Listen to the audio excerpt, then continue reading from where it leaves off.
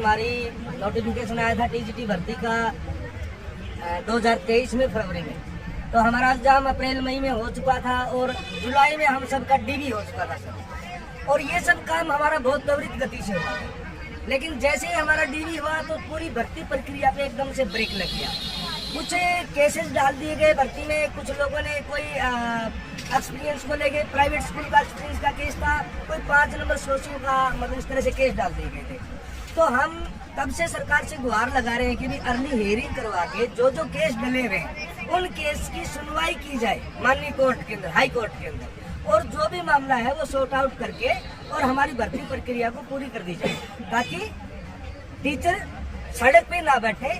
और स्कूलों में, हमारे स्कूलों में अध्यापकों की कमी है, उन कमी को पूरा किया जाए।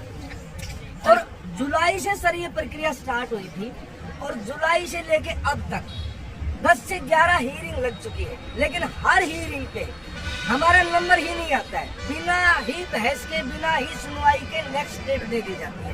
नेक्स्ट डेट देते देते सर हम मार्च तक पहुंच गए।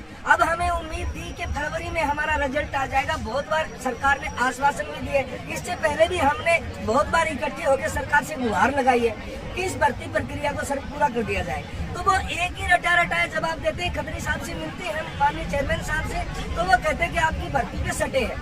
जबकि हम बार हम जो वकील साहब है, जो कानून के जानकार, हम लोगों से मिले हैं, तो उनमें सटे नाम का कोई शब्द दिखाई नहीं देता है। और हमने सारे ऑर्डर्स निकाले हैं, हर केस के ऑर्डर्स निकाले हैं, 8 9 जो हियरिंग सभी के A to Z ऑर्डर्स निकाल लिए। तो उसमें कहीं भी हमें भर्ती की सटे रिजल्ट पे रोक, इस प्रकार का कोई भी शब्द हमें अब तक दिखाई नहीं दिया है। हम उसी गैदरिंग, उसी एवज में, उसी कड़ी में हम कर रहे हैं कि सरकार से हम आखिरी बार गुहार ये लगा रहे हैं कि हमारी भर्ती को कृपया करके पूरा कर दिया जाए, और जहाँ पे सटे है वो हम हाथ जोड़ के निवेदन करते हैं कि वो सटे हटवा दिया जाए। जिस प्रकार से डी ग्रुप का रिजल्ट निकाला है 5 नंबर को होल्ड करके, उसी पैटर्न पे सर हमारा भी रिजल्ट निकाल दिया जाए। किस पोस्ट के लिए आवेदन किया था सर, ये जो इसमें जिसके लिए आप आज यहाँ बैठे हैं? भर्ती के लिए संस्कृत पोस्ट के लिए। कितनी पोस्ट है सर इसकी? 922 पोस्ट है, 926 पोस्ट है संस्कृत की। टोटल 7471 पोस्ट है, सभी सब्जेक्ट। नहीं, केवल एक सब्जेक्ट, केवल संस्कृत है, संस्कृत, अंग्रेजी, उर्दू, मैथ, टोटल कितने 7,000 भर्ती है, 7471 पोस्ट है टोटल। इसके एग्जामों के पिछले साल मई में हुए थे, मई में, अप्रैल मई में हुए थे। और जून में इसका डीवी हुआ। तो अभी तक इसमें कुछ लोगों को सिलेक्शन के बाद कोई ऐसे हैं जिन्होंने ज्वाइन कर लिया है, कुछ ऐसा हुआ है? रिजल्ट नहीं आया सर। ठीक है जी, तो क्या मांग करना चाहोगे? क्या मांग है आपकी अभी? हमारी यही मांग है सर कि इस भर्ती का रिजल्ट जल्दी से जल्दी निकाला जाए, जल्दी से जल्दी ज्वाइनिंग दी जाए आचार संहिता से पहले। अगर आचार संहिता लगी तो फिर हमारी 2-3 महीने के लिए फिर भर्ती अटक जाएगी। उसके बाद फिर विधानसभा का झांसा देके हमें फिर यहाँ बैठने के लिए मजबूर कर देंगे। कुछ दिन बाद विधानसभा इलेक्शन भी हो जाएगा सर, हमें फिर कोई नहीं पूछने वाला है। हम 5 साल तक फिर इनके पीछे भटकते रहेंगे। हम मजबूर हैं, हमारी बहनें सड़क पे बैठी है, इनके बच्चे घरों में बैठे हैं, घर का कोई काम नहीं कर सकते, और उसके बावजूद भी सरकार के कान पे जू तक नहीं रेंग रही है। और हमारी दयनीय दशा पे हम रात में ऐसे सोते हैं सर, एक बार गद्दे देख लो, खुले आसमान के नीचे हमारी बहनें सो रही है और हम सेफ भी नहीं है किसी प्रकार से। और हमारी बहनों के लिए बाहर जाने के लिए कोई बाथरूम की या कोई सुविधा तक नहीं है, ना हमारी को खाने की सुविधा। हम अपने पैसे से हमारा इंतजाम कर रहे हैं, लेकिन फिर भी सरकार को कोई दया नहीं आ रही है। उसके बावजूद भी हम अगर अच्छे से ऑफिस के सामने बैठते हैं, गुहार लगाते हैं, अपनी आवाज उठाते हैं, तो उधर से कोई गाड़ी भी हमारे ऊपर चढ़ाने का प्रयास तक कर दिया जाता है। हालांकि मैं इसको बड़ा इशू नहीं मानता हूँ, ये अक्षमाप भी हो सकता है, लेकिन फिर भी हमारी सुनवाई नहीं हो रही है। तो मैं आपसे, आपके माध्यम से, आपके सुनने वालों से, और आपकी बात सरकार तक जाती है, तो मैं सरकार से मैं प्रार्थना करता हूँ कि माननीय कोर्ट में अगर कोई हमारी पेंडिंग है तो प्लीज उस सटे को हटवा दिया जाए। एजी साहब से भी हम निवेदन करते हैं, माननीय खुदर साहब से भी हम निवेदन करते हैं कि सर हमें जल्दी से जल्दी एक बैठने का मौका दिया जाए, जिसमें हमारे टीजीटी अभ्यर्थी हो, विनय कुमार जी सचिव हैं वो हो, माननीय गोपाल सिंह खत्री जी चेयरमैन साहब हो, और चीफ सेक्रेटरी राजेश जी खुलर हो, ताकि एक कम्युनिकेशन हो बैठ के, और संवाद हो। हम ये चाहते हैं कि संवाद हो, और संवाद के जरिए एक बात निकल के आए कि ये भर्ती का रिजल्ट किन की टेबल पे अटका हुआ है। एजी साहब की टेबल पे है, राजेश जी खुल्लर साहब ऑर्डर नहीं कर रहे हैं, भोपाल सिंह जी खदरी के यहाँ कोई प्रॉब्लम है तो सर हम कम्युनिकेशन चाहते हैं। तो इस बारे में आपने कोई लिखित में शिकायत पत्र दिया या व्यक्ति हम तौर कल पर ही गए थे राजेश जी खुल्लर के दरबार में, हम कल गए थे। उन्होंने हमें आश्वासन दिया था कि आपको 2 से 3 दिन के अंदर अंदर आपको हम यहाँ बुलाएंगे और आपके जितने भी टेक्निकल इश्यूज हैं उन पे बैठ के हम चर्चा करेंगे। लेकिन हमें सर ये उम्मीद नहीं लग रही है कि हमें कोई बुलावा पत्र आएगा या हमारी कोई समस्याएं यहाँ सुनी जाएंगी। जी, जैसा कि आपने कहा आपकी मांगे आपको नहीं लगता कि मानी जाएंगी और आपने पहले भी कहा है कि आचार संहिता लागू हो जाएगी और हमें नहीं लग रहा है कि हमारी मांगे मानी जाएंगी, तो आगे क्या आपका वो रहे? हमारा काम बच्चों को पढ़ाना है, ना तो हम कोई धरना प्रदर्शन करने वाले पेशेवर लोग हैं और ना हम कोई भी कानून के जानकार हैं। हमारा काम सर बच्चों को पढ़ाना है और शिक्षा देना है, हमें ना कानून की जानकारी है। हम ये चाहते हैं सर हमें इस पचड़े में ना डाला जाए क्योंकि हमें इन चीजों का ज्ञान नहीं है। फिर भी सरकार हमें ये सब करने के लिए मजबूर कर रही है तो हम कोई भी अगला कदम बड़ा उठाएंगे। इसके लिए जिम्मेवार सरकार होगी या HSC चेयरमैन साहब होंगे। धरने बैठे कितने दिन से बैठी क्या क्या समस्याएं आप लोग को आ रही है यहाँ पे? नाम बताइएगा पहले। सर मेरा नाम रितु सिंह है और मैं हिसार से हूँ और मैं TGT इंग्लिश के लिए एलिजिबल हूँ। शायद एलिजिबल हूँ तभी यहाँ हूँ, DV करवा लिया है, लेकिन सरकार को लग नहीं रहा कि हम एलिजिबल हैं, तभी तो हमें इतना घुमा रहे हैं सर।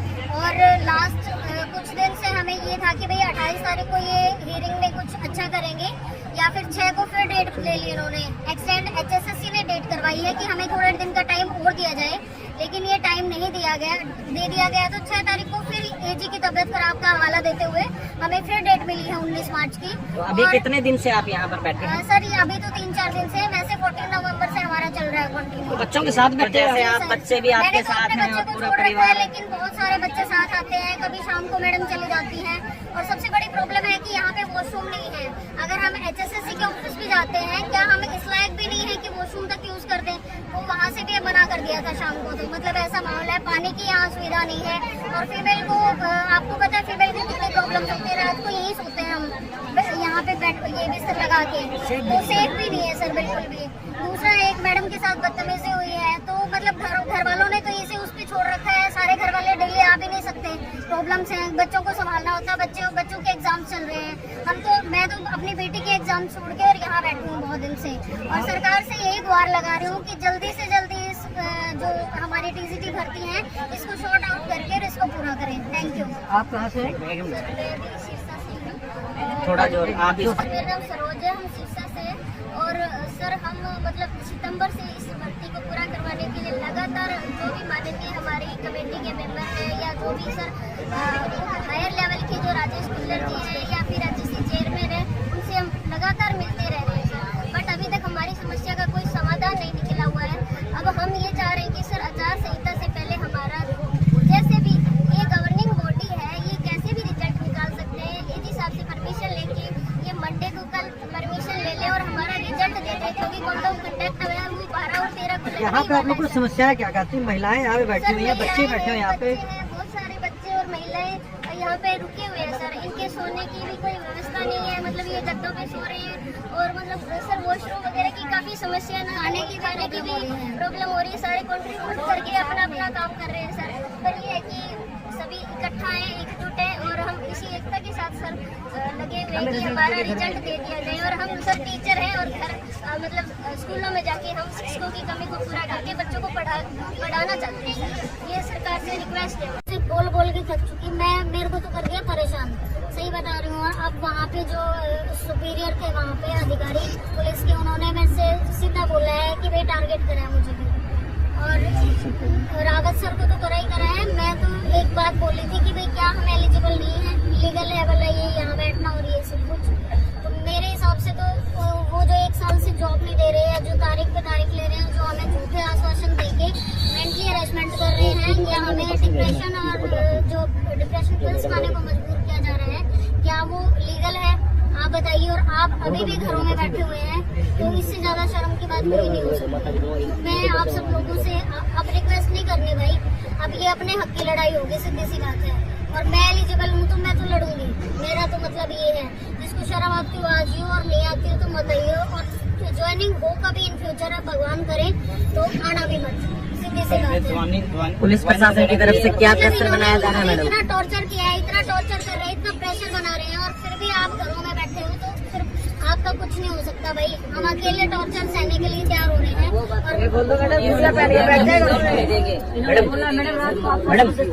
रात को जबरदस्ती उठाएंगे, ये सर मतलब करेंगे जो करेंगे, तो आपको पता चल जाएगा। बैरिकेडिंग वाला और बताओ क्या सिस्टम कर रखा है? बैरिकेडिंग HSSC को चारों तरफ से वो कर रखा है, कवर कर रखा है, सील कर रखा है, सिली बॉर्डर हो ऐसे इसको घेरे मतलब हुए सील हैं। ऐसे कर रखा है। पता नहीं हम क्या करेंगे। हम शांतिपूर्वक ढंग से अपनी बात को रख रहे हैं।